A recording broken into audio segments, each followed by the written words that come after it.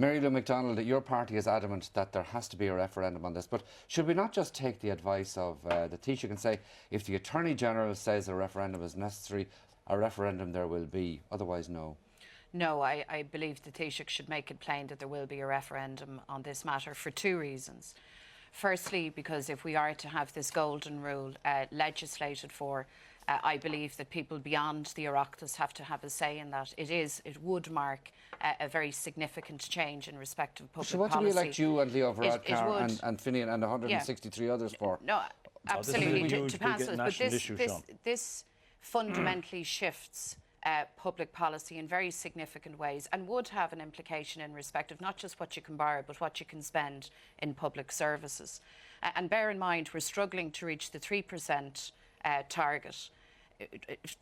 Consider how much more pain it would take to reach 0.5.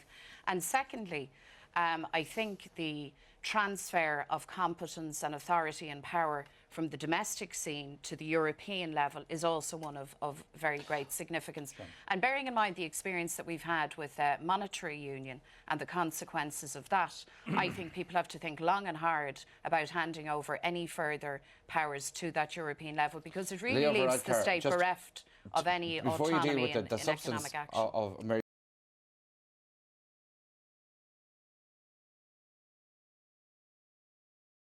How directly, because I don't think we've actually been told this, how directly has the ECB said, don't do it? I don't have direct contact with the ECB. That's done through Michael Noonan and Brendan Howell and other ministers. But what the ECB has said to us, and the Troika has said to us, because they do actually speak with one voice on most of these things, and what they've said to us really is that it's on your head. You know, we don't want you to default on these payments. It is your decision ultimately. But a bomb will go off, and the bomb will go off in Dublin, not in Frankfurt, because of the reasons I've outlined. Mary Lou McDonald, what is your response to that, well, no warning bomb that the ECB seem to be threatening upon us? Well, contrary to what the Minister would have you believe, there actually is a division of opinion within the Troika in respect of the bondholders. The IMF have always taken a very different position from the European Central Bank, and in fact, when our party met with the Troika, the IMF representative made a point of articulating that again. And on this matter, the IMF take a much more rational view because, of course, as you know, they are not against the private sector taking a hit and bondholders taking their medicine. I think the government have walked themselves into this dilemma, Sean, because from the moment they took office, every time a microphone was put in front of Enda Kenny's mouth, he repeated ad nauseum, we will honour the deal, we will honour the deal, we will honour the deal. What Enda Kenny should have been doing was making clear that the state has too much debt.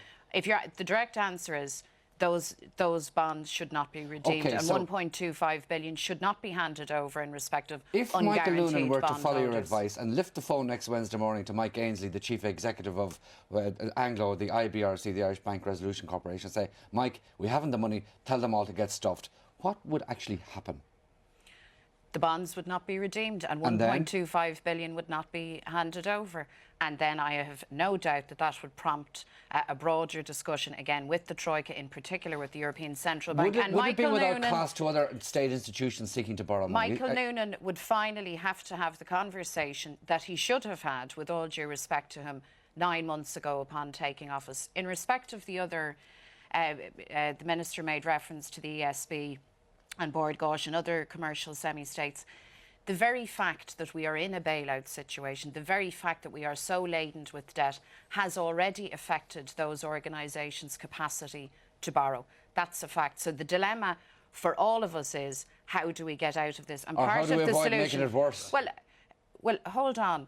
With every step that has been taken by this administration, we have not made things better. We're at where we're at. There has been no progress made, Sean, and shelling out this money only adds to our woes. And I think the government will find every reason, every explanation as to why they have to hand this money over. They should not hand it over, and they should deal once and for all at a European level and domestically with the issue of bondholders. We cannot pay. It is not the people's debt, and it's time that the government articulated that reality. There's no connection between the austerity programme and this bond payment. What the IMF is referring to there, which I agree with and the government agrees with, is that if we don't achieve our growth targets this year because of factors that are beyond our control, we shouldn't weigh in with some sort of Minister, there is every relationship between bailing out Anglo and the cutbacks that are being introduced. There's a very clear relation to it. And what you're articulating here again this evening is the politics of inertia. You're saying that you can't do anything, that you have no options and that you have no choices. I don't believe for a second that this government has seriously engaged with the Troika and in particular the ECB in respect of bondholders or indeed the promissory note.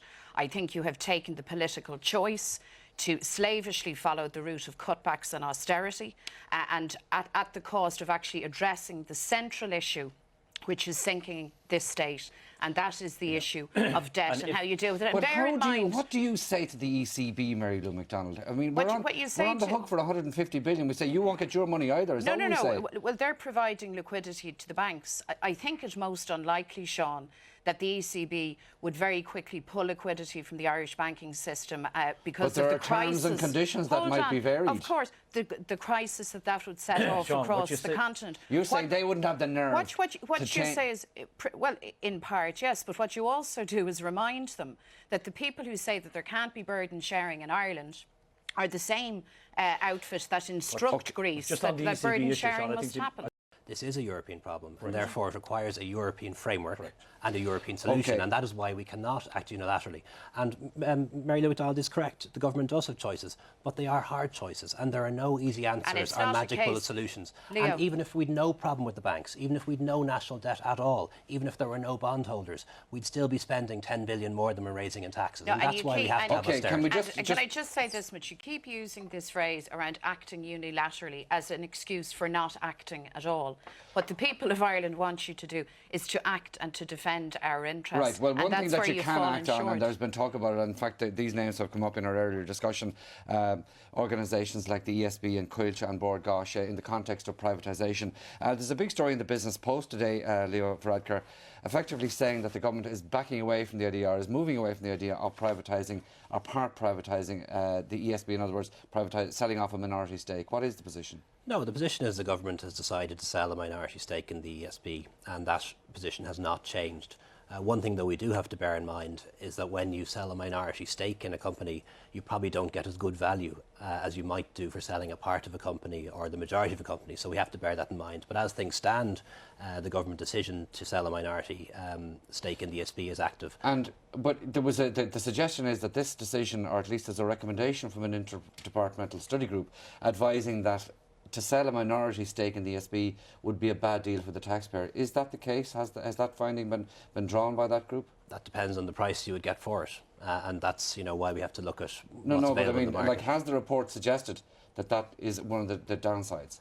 Not that I'm aware of specifically in relation to ESB, but in general, if you sell a minority stake in any asset, you won't get as good value as you would if you sold a majority stake. That's just common sense. Nonetheless, though, there has been progress, Mary Lou McDonald, as defined by Brendan Howlin, at least, the Minister for Public Expenditure and Reform, to the extent that the Troika has now agreed that I think a sizable portion of what can be raised from the sale of state assets can be used for job creation. Do you agree that that's a good idea? Those were Minister Howlin's words, not the direct words of the Troika. I think it is indefensible to sell off state assets at this time. I think even if you were of a Fine Gael mindset, now is exactly the wrong time to do it. The assets in question are self-financing. They've consistently returned dividends. They're big employers. They are strategic in nature. The energy sector is by definition strategic. But if you've got a big ball of money that you could invest in job creation projects, wouldn't that have something to recommend it? Well, Sean, they have other options in terms of finding resources for job creation. There's still over 5 billion in the National Pension Reserve. The European Investment Bank is actively seeking out projects in which to invest. We can leverage funding from there.